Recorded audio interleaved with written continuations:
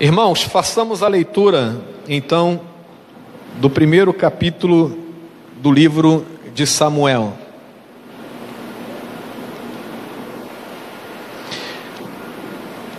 Houve um homem de Ramá, Taim, Zofim, da região montanhosa de Efraim, cujo nome era Eucana, filho de Jeroão, filho de Eliú, filho de Tou, filho de Zufi, efraimita. Tinha ele duas mulheres, uma se chamava Ana e a outra Penina. Penina tinha filhos, Ana, porém, não os tinha. Este homem subia da sua cidade de ano em ano a adorar e a sacrificar ao Senhor dos Exércitos em Siló. Estavam ali os dois filhos de Eli, Ofni e Finéias, como sacerdotes do Senhor. No dia em que Eucana oferecia o seu sacrifício, dava ele porções desde deste a Penina, sua mulher, e a todos os seus filhos e filhas. A Ana, porém, dava porção dupla, porque ele a amava ainda mesmo que o Senhor a houvesse deixado estéril. A sua rival a provocava excessivamente para a irritar, porquanto o Senhor lhe havia cerrado a madre. E assim o fazia ele de ano em ano. E todas as vezes que Ana subia à casa do Senhor, a outra a irritava, pelo que chorava e não comia. Então Eucana, seu marido, lhe disse: Ana, por que choras? E por que não comes? E por que estás de coração triste? Não te sou eu melhor que 10 filhos? Após terem comido e bebido em Siló, estando Eli, o sacerdote, assentado numa cadeira, junto a um pilar do templo do Senhor, levantou-se Ana e com amargura de alma orou ao Senhor e chorou abundantemente. E fez um voto dizendo: Senhor dos exércitos, se benignamente atentares para a aflição da tua serva, e de mim te lembrares, e de tua serva não te esqueceres, e lhe deres um filho varão, ao Senhor o darei por todos os dias da sua vida, e sobre a sua cabeça não passará navalha. Demorando-se ela no orar perante o Senhor, passou Eli a observar-lhe os movimentos dos lábios, porquanto Ana só no coração falava. Seus lábios se moviam, porém não se havia voz nenhuma. Por isso Eli a teve por embriagada.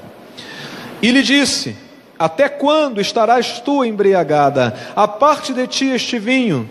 Porém Ana respondeu: não, Senhor meu, eu sou mulher atribulada de espírito. Não bebi nem vinho nem bebida forte, porém venho derramando a minha alma perante o Senhor. Não tenhas, pois, a tua filha por filha de Belial, porque a tua serva por filha de Belial, porque pelo excesso da minha ansiedade e da minha aflição é que tenho falado até agora. Então lhe respondeu Eli: vai-te em paz, e o Deus de Israel te conceda a petição que lhe fizeste. E disse ela: ache a tua serva mercê diante de ti. Assim a mulher se foi por seu caminho e comeu, e o seu semblante já não era triste. Levantando-se de madrugada, e adoraram perante o Senhor, e voltaram, e chegaram à sua casa a Ramá. Eucana coabitou com Ana, sua mulher, e lembrando-se dela o Senhor, ela concebeu, e passado o devido tempo teve um filho, que chamou por Samuel, pois dizia: do Senhor o pedi. Subiu Eucana, seu marido, com toda a sua casa, a oferecer ao Senhor o sacrifício anual e a cumprir o seu voto. Ana, porém, não subiu, e disse ao seu marido: quando for o menino desmamado, levá-lo-ei para ser apresentado perante o Senhor, e para lá ficará para sempre. Respondeu-lhe Eucana, seu marido: faze o que melhor te agrade, fique até que o desmames, tão somente confirme o Senhor a sua palavra. Assim ficou a mulher e criou o filho ao peito até que o desmamou. Havendo-o desmamado, levou-o consigo com um novilho de 3 anos, um efa de farinha e um odre de vinho, e o apresentou à casa do Senhor a Siló. Era o menino ainda muito criança. Imolaram o novilho e trouxeram o menino a Eli. E disse ela: ah, meu senhor, tão certo como vives, eu sou aquela mulher que aqui esteve contigo orando ao Senhor. Por este menino orava eu, e o Senhor me concedeu a petição que eu lhe fizera. Pelo que também trago como devolvido ao Senhor por todos os dias que viver, pois do Senhor o pedi. E eles adoraram ali ao Senhor.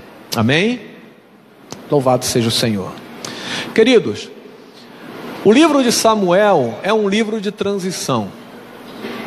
Esse livro, ele vai falar do momento da história de Israel, aonde se passa do controle dos juízes que dirigiam e governavam o povo de Deus para o controle dos reis. Quando os juízes cessam de governar, o povo elege os seus reis para conduzir a nação de Israel. Então esse livro fala desta transição. E ao mesmo tempo, o livro de 1 Samuel é um livro que conta a história de 3 principais personagens. O primeiro deles, Samuel. O segundo, Saul, o primeiro rei de Israel. E o terceiro personagem desse livro é Davi. Agora, vejam bem que no texto que nós acabamos de falar, é o texto que fala sobre a família de Samuel, sobre os pais de Samuel, e os momentos que antecederam ao nascimento daquele que seria o primeiro juiz de Israel e que conduziria durante muito tempo as rédeas daquela nação. Esse texto, irmãos, é um texto muito rico, e nós poderíamos falar aqui sobre muitos ensinamentos. Poderíamos falar aqui, por exemplo, sobre vida de oração. Poderíamos falar aqui sobre os milagres de Deus. Nesse mesmo texto nós poderíamos falar sobre uma vida separada para o Senhor, ou poderíamos falar sobre alguns aspectos importantes da liderança. Mas o que Deus colocou no meu coração para compartilhar com a igreja nesta noite é que eu deveria falar não sobre esses aspectos, mas eu gostaria de falar sobre a dor. Não uma dor provocada exteriormente no físico de alguém, mas uma dor que ecoa dentro do coração. Uma dor que faz com que o nosso interior ele solte um grito silencioso de socorro. Uma dor que caminha junto, irmãos, com muitas pessoas e que não nos deixa nem durante a noite, nem durante o dia, nem durante o horário do seu trabalho, nem durante o horário do seu descanso, porque aquele que sente uma dor dentro do seu coração, aquele que tem situações interiores que precisam ser resolvidas, este carrega consigo uma grande dificuldade de conseguir conciliar a alegria com aquilo que está explodindo dentro de si. Muitos gritos são dados dentro de nós. E quando nós começamos a analisar esse texto, eu gostaria que a sua visão agora se voltasse para o momento do sofrimento de Ana. Não vamos falar agora sobre a sua oração, mas vamos falar sobre esse momento de sofrimento. E vejam aqui, irmãos, qual era a razão para tanto sofrimento daquela mulher. dois aspectos importantes eu gostaria de ressaltar para você aqui. O primeiro deles, no versículo de número 3, a Bíblia deixa muito claro que Ana não estava bem consigo mesmo, nem estava bem com aqueles que conviviam com ela, porque apesar dela ser uma mulher de família, apesar dela ter o seu marido e ter uma estrutura ao seu redor, a Bíblia coloca um porém aí na vida de Ana, e ela vai colocar este porém para ressaltar algo que faria com que o coração daquela mulher sofresse muito.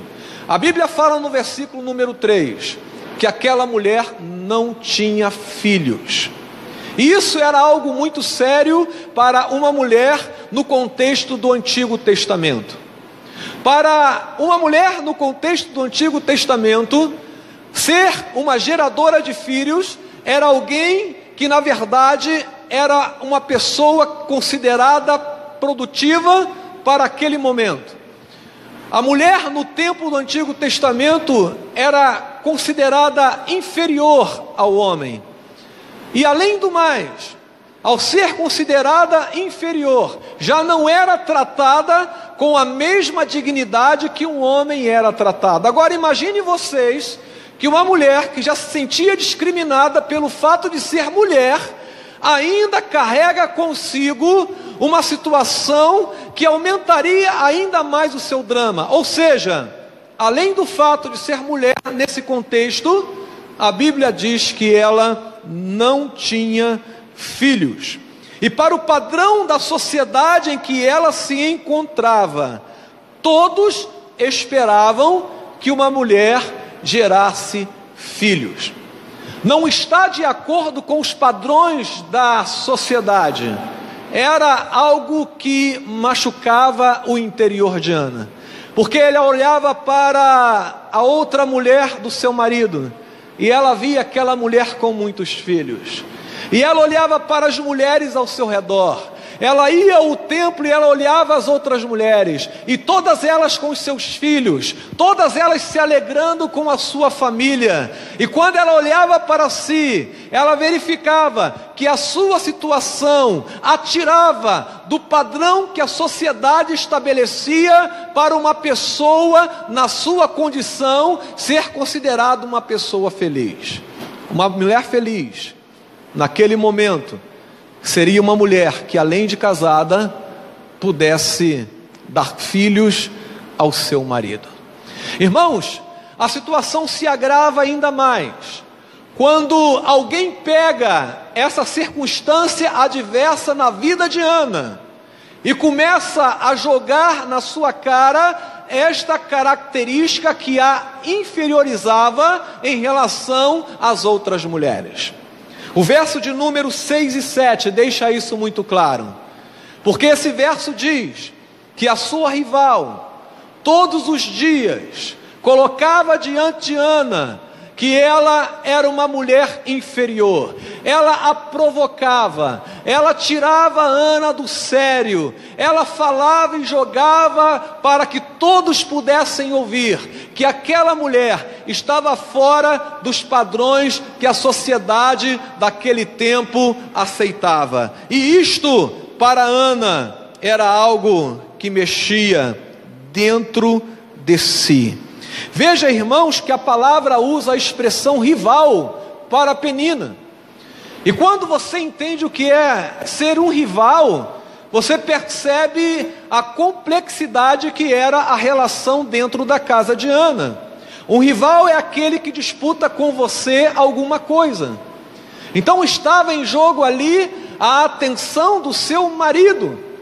E quando Penina provoca Ana, mostrando a ela que ela era inferior, que ela não estava em condições de ser uma competidora, de ser alguém que pudesse viver na sociedade, aquilo provocava em Ana não apenas uma sensação de exclusão, mas provocava uma pontada lá dentro do seu coração, mostrando para ela e para aqueles que estavam ouvindo que a sua condição era uma condição inferior às outras mulheres. Na verdade, o que Penina estava falando era massacrar, o que ela estava fazendo era massacrar Ana, mostrando para ela algumas características da sua vida que Ana não gostaria de ter, mas que era exposto ao ridículo para que ela pudesse assim sofrer,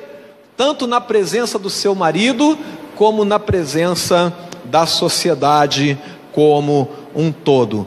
O simples fato de Ana não se enquadrar no padrão aceitável da época já era algo que mexia com ela e com o seu interior. Agora, vejam, irmãos, que nesse momento nós conseguimos identificar aqui uma situação que acontece nos dias de hoje. Porque quando as pessoas olham para nós e descobrem em nós alguma característica que nos tira do padrão que a sociedade estabelece, as pessoas tentam, não todas, mas algumas delas tentam nos ridicularizar perante a sociedade. Quem nunca sofreu bullying? Ou quem já sofreu bullying? No seu local de trabalho, na sua escola, ou até mesmo dentro da sua casa. Quem sabe por uma característica física sua, que começam a destacar e a exaltar para que você caia no ridículo. Quem sabe porque você tem um nariz grande, você tem uma orelha maior, você, tem um corpo mais cheio, e aí as pessoas começam a pegar esta característica sua e a semelhança de Ana, colocar diante de outros, para que isso seja usado para destruir a tua capacidade de amar a si mesmo. Irmãos, estamos aqui diante de uma situação que aquela mulher não gostaria de estar, e nenhum de nós gostaríamos de estar no lugar dela. Quando alguém pega alguma característica sua, seja ela física, seja ela emocional, e começa a tecer comentários, ou até mesmo agir de uma maneira agressiva, tentando te depreciar por causa desta condição, então você está experimentando algo que Ana experimentou há muito tempo atrás. Esse assunto é um assunto sério. Esse assunto é um assunto que envolve as famílias da nossa igreja e, quem sabe, a tua própria vida. Porque quando nós falamos de bullying, irmãos, nós estamos falando de uma agressão que as pessoas recebem pelo simples fato de não estarem enquadrados no padrão de beleza ou de comportamento que alguém estabeleceu para nós. E aí você vai no dicionário e vai procurar o que significa a palavra bullying. E esta palavra vem de uma expressão inglesa que é bully, que tem a ver com agressividade. E olha o que o texto diz aqui sobre isso. Bullying é a prática de atos violentos, intencionais e repetidos contra uma pessoa indefesa, que podem causar danos físicos e psicológicos às vítimas. O termo surgiu a partir do inglês bully, palavra que significa tirano, tradução para o português. No Brasil, o bullying é traduzido como o ato de bulir, tocar, bater, socar, zombar, tripudiar, ridicularizar, colocar apelidos humilhantes e outras situações parecidas como essas. Essas práticas são mais comuns do que se pensa. E ele coloca aqui, geralmente é feito contra alguém que não consegue se defender ou entender os motivos que levam a tal agressão. É importante, irmãos, que nós comecemos a falar sobre isso, porque a experiência que Ana teve é uma experiência que machucou o seu interior e que Deus precisou trabalhar de tal forma a ponto daquela mulher ser tratada de uma situação que a carregava para todos os lados que ela andava. Quando nós falamos de bullying, nós falamos de pessoas que, à semelhança de Ana, sofrem por não se enquadrar numa política corretamente, ou melhor, no politicamente correto, nos padrões de comportamento, nos padrões físicos que são estabelecidos pela sociedade. E essa semana saiu uma pesquisa feita pelo IBGE, divulgada, feita pelo IBGE e também pela USP, que demonstra o seguinte, irmãos, que 20% dos alunos que frequentam escolas e faculdades já declararam que praticaram bullying com outras pessoas. Dessas 20% de pessoas, 50% deles dizem que não tinha motivos aparentes para poder pegar alguém e simplesmente ridicularizar essa pessoa perante outros, ou até mesmo chegar às vias de fato de bater. Mas olha alguns casos interessantes que foram identificados. 18% faziam isso por causa da aparência do corpo. 16% provocavam outras pessoas por causa da aparência do rosto. 6,8% por causa da raça ou da cor. 2,9% por causa da orientação sexual. 2,5% por causa da religião. E 1,7% por causa da região de origem, principalmente aqueles que vêm do Nordeste. Essas pessoas foram alvos de ataques verbais e até mesmo físicos por não se enquadrarem dentro do padrão estabelecido pela sociedade. E quem sabe eu esteja falando nesta noite com pessoas que se identificam com o drama de Ana, pessoas que estão sendo ridicularizadas todos os dias, pessoas que são atacadas verbalmente, pessoas que são excluídas do meio do seu grupo, simplesmente pelo fato de não aderirem ou não se enquadrarem aos padrões que foram estabelecidos. Irmãos, isto é algo que acontece e é mais comum do que você imagina. E eu não estou falando apenas para aqueles que sofrem situações parecidas com que Ana sofreu de Penina naquela circunstância. Mas eu estou falando também daqueles que consentem ou fazem isso com outras pessoas. Porque você não imagina a dor e o sofrimento de alguém que é ridicularizado por uma característica na qual você não gosta. Essa situação, irmãos, foi denunciada por Ana diante do Senhor. E a bênção daquela mulher foi que diante dela existia um Deus que cuidava dela. Existia um Deus que estava ouvindo a sua oração. E mesmo que pessoas tentavam denigrir a sua imagem e a sua reputação, mesmo que existissem pessoas que estavam pegando uma característica que a fazia doer e sofrer, que era não ter filhos, e jogar isso diante da sociedade dizendo: olha que mulher improdutiva, que não serve para nada, esta mulher não merece ser alguém de dignidade, e começavam a excluir e tentar excluí-la. Mesmo que isto fosse colocado diante dela todos os dias, a sua confiança estava inabalável, porque existia um Deus que estava cuidando dela.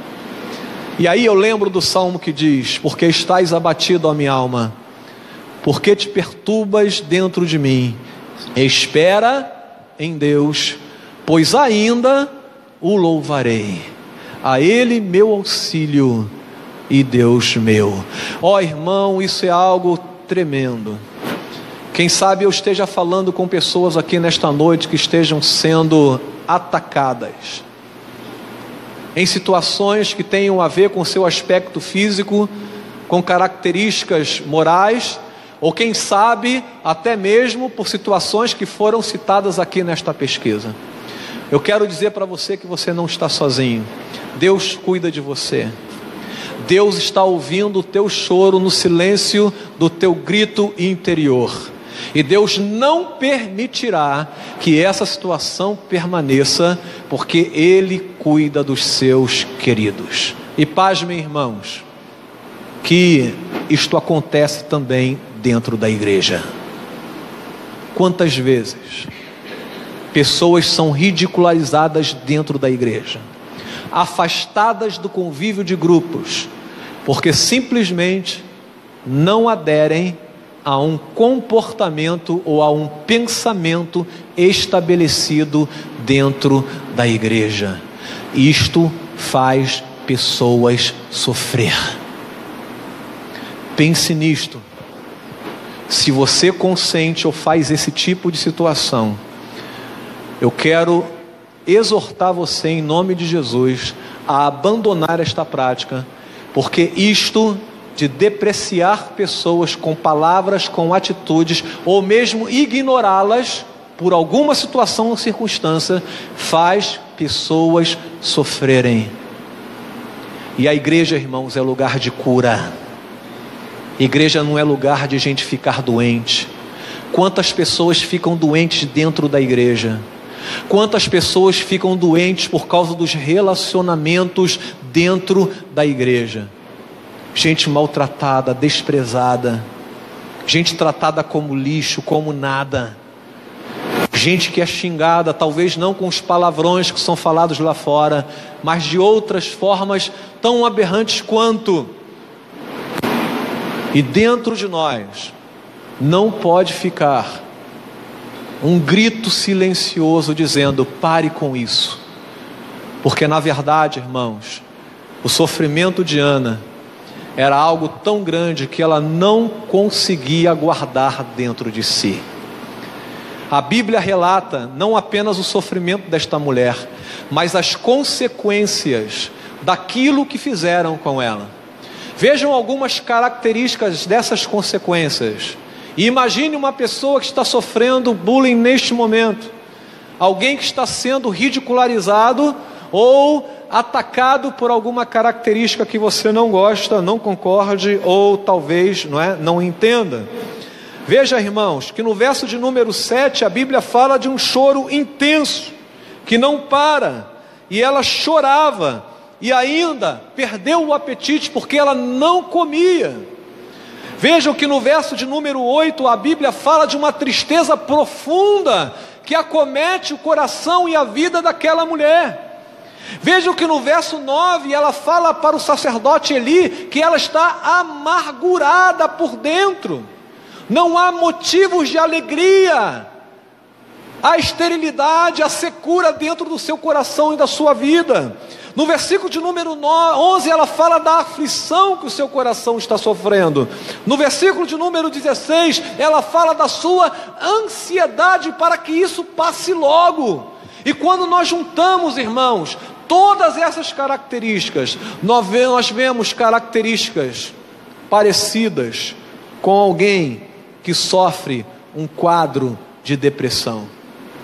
Gente que não come, gente que chora pelos cantos, gente com ansiedade, gente com tristeza no coração. E a Organização Mundial de Saúde, irmãos, fala que a depressão e a ansiedade são os transtornos psíquicos mais frequentes encontrados na sociedade. Sabe por quê? A sociedade que você convive é a mesma sociedade que te faz adoecer. Pessoas que convivem com você diariamente, que conversam com você, que trabalham com você, são pessoas legais, são pessoas boas, mas são pessoas que num determinado momento vão colaborar para fazer com que você adoeça também. E vemos, irmãos, que o quadro depressivo de Ana, a semelhança de muitos que acontecem hoje, levam cerca de 850 mil pessoas a tirarem a sua vida. 850 mil pessoas vivendo um quadro de depressão, E muitas dessas pessoas, por causa de ataques pessoais de gente que não consegue tolerar aquele que é diferente de nós. Jesus sofreu com a intolerância. Jesus era judeu, carpinteiro, de Nazaré, um homem que pregava uma mensagem que não era bem aceita na época. Ele foi rejeitado pelos seus, a Bíblia diz, foi levado à cruz e morreu porque não toleraram a sua vida e a sua mensagem. A pregação da intolerância não é uma pregação que tem um respaldo bíblico. Somos chamados para amar, irmãos.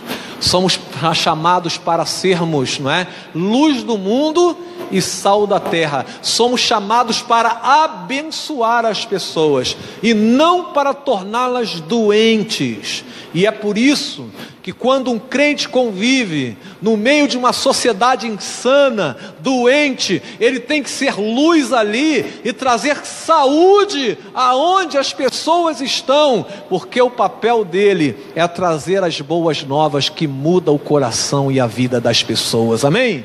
Essa é a característica do crente. O que Ana estava desenvolvendo aqui, irmãos, era um quadro depressivo que a levou a ficar pelos cantos, chorando e não dando atenção sequer ao seu marido, que fazia de tudo para ajudá-la. Quando nós estudamos sobre depressão, algumas características são apontadas pelos especialistas: pensamentos negativos, sentimento de culpa, sensação de inutilidade e perda de ânimo são características de alguém que está entrando num quadro de depressão. Tome cuidado quando você não coloca para fora os gritos que silenciosamente estão ecoando dentro do teu coração. Isso pode tornar você uma pessoa doente. Mas graças a Deus, irmãos, que a Bíblia nos aponta para a pessoa de Cristo, no qual tem em sua mensagem e na sua vida a solução para toda e qualquer situação. Cristo entende o que muitos passam em circunstâncias parecidas com essa, porque ele viveu as mesmas circunstâncias, e por isso ele intercede por nós. E o nosso Deus tem olhado para nós com carinho e com cuidado, e pela sua graça tem colocado pessoas no nosso caminho que nos abençoa. Sabe qual foi a solução que Deus apontou para Ana num quadro como esse? Foi identificado aqui, o seu sofrimento. Falamos sobre a consequência daqueles que dão vazão a isto, que aceitam a isto, ou que recebem isso de outro. Mas qual é a solução para sair disto? E a solução, irmãos, passa primeiramente pelo apoio familiar. Vejam o que a Bíblia diz. Não estou falando da psicologia, estou falando do que a Bíblia diz. A Bíblia fala, lá no versículo 8, que Eucana identificou que algo estava errado com Ana. O versículo de número 8 diz: então Eucana, seu marido, lhe disse: Ana, por que choras? E por que não comes? E por que estás de coração triste? Não te sou eu melhor do que 10 filhos? O que a Bíblia está apontando aqui, irmãos? Que aquele homem estava atento àquilo que estava acontecendo dentro da sua casa. A sua mulher não estava bem, e ele percebeu, pela falta de vontade de comer, pelo choro, pela tristeza tremenda, que ele precisava fazer alguma coisa. Então a primeira questão que eu quero dizer para você, para sair de situações como essa, ou ajudar alguém, é que você precisa identificar pessoas que estão passando por situações parecidas com essa. Muita gente tira a sua vida porque não se consegue identificar que estas pessoas estão passando por um quadro depressivo, ou quem sabe por uma ansiedade tremenda causada pelo famigerado bullying. Preste atenção dentro da tua casa, no comportamento dos seus filhos, no comportamento da sua esposa, no comportamento do seu marido, porque qualquer sinal de um comportamento diferente já é um alerta para que você procure ajuda. E o que Eucana faz aqui é identificar que a sua mulher não estava bem, e essa identificação acabou ajudando na solução do problema. E uma outra coisa que eu gostaria de falar com você: não subestime as coisas pequenas, os pequenos detalhes e problemas. Não subestimes, porque de pequenas coisas podem surgir grandes problemas. Nós tivemos uma situação assim dentro da minha própria casa. Quem conhece a Keller sabe que ela tem uma dificuldade com coisas que se mexem. Então você pode botar aqui, por exemplo, uma bola de gás, que não faria nenhuma diferença para você, por exemplo, que está aqui. Mas se ela estiver sentada ali, e ela ver essa bola de gás começar a se movimentar, ela começa a entrar em pânico. E há momentos, irmãos, que eu tenho que chegar para ela: o que está acontecendo? E ela: você não fale que isto é algo insignificante, porque não é.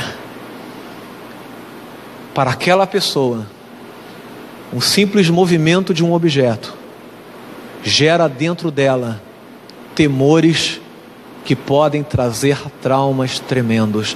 Não subestime os pequenos sinais e as pequenas coisas. Eucana foi sábio aqui, porque ele consegue identificar que havia um problema com a sua mulher. A segunda atitude daquele homem, ele demonstrou afeto para com a sua esposa. Versículo de número 5, irmãos, fala que Eucana amava a sua mulher, e isso é algo que demonstra interesse. Versículo de número 8 fala das suas perguntas, que demonstram uma investigação para saber o que estava acontecendo de fato com a sua mulher. E nada melhor do que você demonstrar interesse e afeto por pessoas que se sentem desprezadas e menosprezadas dentro da sua própria casa ou da sociedade. Aquele homem amava a sua mulher. Quando ele diz no verso de número 8, né? Por acaso eu não sou melhor do que 10 filhos? O que ele está fazendo ali? Ele está tentando elevar a estima da sua esposa. Você é uma mulher de valor. Você tem um marido que te ama. Não fique desse jeito, porque Deus tem te dado muitas coisas boas. Ele coloca a estima daquela mulher para cima. Ele enche aquela mulher de afeto. E um dos grandes problemas, irmãos, de pessoas que vivem em circunstâncias como essa, é a falta de demonstração de carinho. Pessoas que não recebem um abraço, não recebem um beijo, não recebem uma declaração dizendo: olha, eu te amo. Quantas vezes você já falou para pessoas que convivem com você que você as amava? Porque, irmãos, muitas vezes cobramos do filho, né, que precisa tirar notas boas, e quando ele não tira, começamos a depreciar o seu desenvolvimento escolar. Cobramos do marido, cobramos da esposa, cobramos um comportamento adequado, mas na hora de elogiar, na hora de demonstrar afeto, na hora de abraçar, na hora de fazer, não é, um carinho para que a pessoa se sinta valorizada, com a sua estima lá no alto, não saiu uma palavra, não saiu um gesto, e aquelas pessoas acabam desenvolvendo um quadro de depressão semelhante ao descrito nesse texto bíblico. Eucana foi um homem direcionado por Deus, porque além de conseguir identificar o problema, ele demonstrou um afeto. E vejam, irmãos, uma terceira atitude de Eucana que abençoou a sua mulher numa situação tão complicada como ela vivia. Ele levou a sua mulher à casa do Senhor. Todos os anos, a situação permanecia, mas ele pegava o sacrifício e levava à casa do Senhor, e levava a sua mulher com ele. Ana aprendeu a desenvolver uma relação com Deus saudável e profunda, a ponto de, na sua oração, o sacerdote confundir a oração de uma mulher fervorosa com alguém que estava embriagada com o vinho. O sacerdote diz: você vem à casa de Deus cheio de vinho?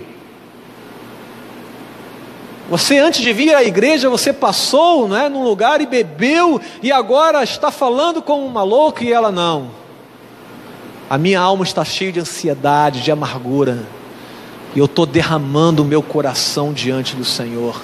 Irmãos, aquele homem conduziu a sua esposa no lugar aonde ela seria curada.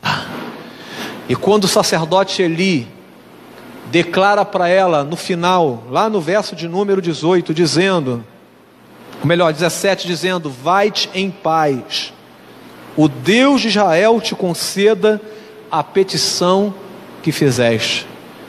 Deus começa a mudar a realidade daquela mulher. Irmãos, o verso 18 diz que ela comeu de novo, e diz também que o seu semblante já não era triste. Deus já começou a curar o interior daquela mulher. E quando eles voltam para casa, a Bíblia fala que aquela mulher coabitou com seu marido, e daquela relação Deus abençoou a vida daquela mulher com uma criança, que seria aquele homem de Deus chamado Samuel.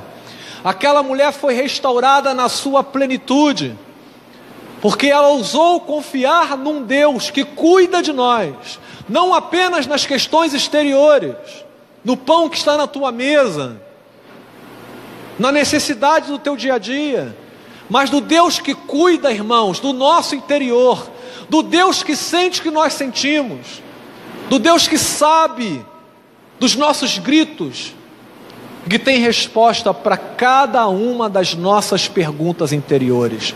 Aquela mulher muda o seu semblante, ela come novamente, ela recebe a graça de ser mãe, e ela volta depois de um tempo com o filho já desmamado, e lembra o homem de Deus dizendo: olha, o Senhor lembra, eu era aquela mulher. E ela começa a testemunhar do que Deus fez na sua vida. Eu era aquela mulher, eu era aquela mulher triste, eu era aquela mulher depressiva, eu era aquela mulher que sofria bullying, eu era aquela mulher que tinha todas as condições de tirar a sua vida, porque ninguém demonstrava o mínimo de consideração por mim, mas o Senhor se lembrou de mim. Glória a Deus. O Senhor mudou a minha sorte, o Senhor escavou lá dentro do meu coração, tirou as amarguras, tirou o sofrimento e a tristeza, e colocou dentro de mim motivos de alegria. Irmãos, eu creio num Deus que pode fazer milagres. Eu creio num Deus que pode mudar toda e qualquer situação. Você crê? Eu creio num Deus que pode mudar o que está dentro de você hoje. E quem sabe eu esteja falando com pessoas que dentro de si estão gritando tão alto que os nossos ouvidos não conseguem ouvir a dor que está dentro do nosso coração. Você crê que Deus cuida do teu coração? Você crê que Deus cuida do teu interior? O que Deus pede de você é que você abra o teu coração e derrame a sua vida diante dele, e deixa Deus cuidar do resto, porque Ele é o médico dos médicos, Ele é o Senhor dos senhores, e nada se opõe à sua vontade. Quem sabe eu esteja falando com gente aqui que talvez na escola, no seu lugar de trabalho, ou até mesmo dentro da igreja, já sofreu esse tipo de massacre. Eu quero dizer para você que Deus ama você, que existem pessoas boas também que amam você e que estão intercedendo pela tua vida hoje. E eu quero dizer para você que se você deseja ser curado, você precisa abrir o teu coração, porque Deus quer fazer uma obra maravilhosa no teu interior. Você crê nisto? Nós lemos um texto nesta manhã, na escola dominical, falando sobre a reforma, naquele contexto, mas que tem muito a ver conosco hoje, nesse momento. Deus diz: agindo eu, quem impedirá? Deus é especialista em reescrever histórias, e Ele quer reescrever a tua história nesta noite. Vamos orar? Vamos ficar em pé, irmãos, em nome de Jesus. Feche seus olhos agora. E eu quero pedir a você nesta noite que faça uma introspecção e responda a seguinte pergunta: como vai o seu coração? Como vai o seu interior? Existem gritos aí dentro que estão sendo alardeados. Você quer ser ouvido por alguém, mas não tem coragem de dizer o que está passando com você. Você é alguém que já fez alguém sofrer por ser usado de uma maneira indevida, depreciando pessoas pelas suas características que não são as padronizadas por você mesmo, pela sociedade. Hoje Deus quer mudar a sua história. Deus quer cuidar de você. Deus quer curar você. E eu creio, irmãos, que isso pode acontecer neste lugar, nesta noite, para a glória do Senhor. Por isso, se você quer se aproximar do Senhor como Ana se aproximou, e abrir o seu coração e derramar o seu coração, eu quero convidar você neste momento a não sair do seu lugar, mas onde você está, abra o teu coração e diz: Senhor, olha para mim. Como Ana fez, ore ao Senhor dizendo: lembra-te de mim, Senhor Deus. Só Tu conheces a dor que está lá dentro. Só o Senhor conhece a ansiedade, a tristeza, a amargura, o sofrimento. E eu peço, Senhor Deus, lembra-te de mim nesta noite. Se você é alguém, volto a dizer, que fez alguém sofrer, ore a Deus agora, peça perdão, renuncie a esse tipo de atitude que leva a muitos a um leito de hospital, ou até mesmo a tomar atitudes drásticas. Que você seja alguém que traga cura e não enfermidade, alguém que abençoe e não amaldiçoe, alguém que ajunte e não separe. Que você seja um homem e mulher de Deus, que repreenda em nome de Jesus toda indiferença, todo preconceito, para que o nome do Senhor seja glorificado aonde você estiver.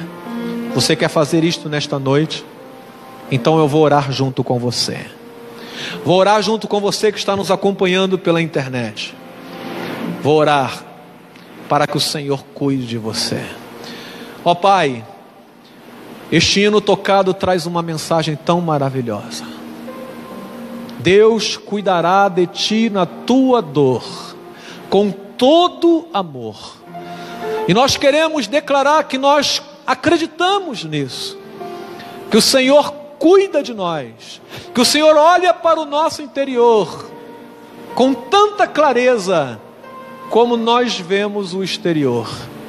Ó Deus, tem misericórdia daqueles que hoje se enquadram em circunstâncias parecidas com Ana. homens e mulheres que foram ofendidos, maltratados, deixados de lado, sofreram preconceito e agressões verbais e físicas. Deus, em nome de Jesus, eu quero pedir, Senhor Deus, que Tu venhas curar essas vidas, esses corações de possíveis traumas, de possíveis, Senhor Deus, dificuldades de perdoar, para que em Teu nome uma nova pessoa seja agora, Senhor Deus, trabalhada nesta vida. Ó Senhor Deus, não permita que sejamos cruéis, como Penina em relação a Ana. Quantas vezes dentro da nossa própria casa dizemos que não prestam, não são especiais. Quantas vezes, irmãos, e quantas vezes, Senhor, não declaramos o nosso amor. Move-nos, Senhor, a sermos mais sensíveis, para que haja comunhão verdadeira dentro da nossa casa, para que sejamos luz do mundo e sal da terra. Completa, Senhor, a obra que Tu começaste neste lugar. Fala ao nosso coração aquilo que não conseguimos passar, porque cremos que Tu tens algo especial para alguém nesta noite.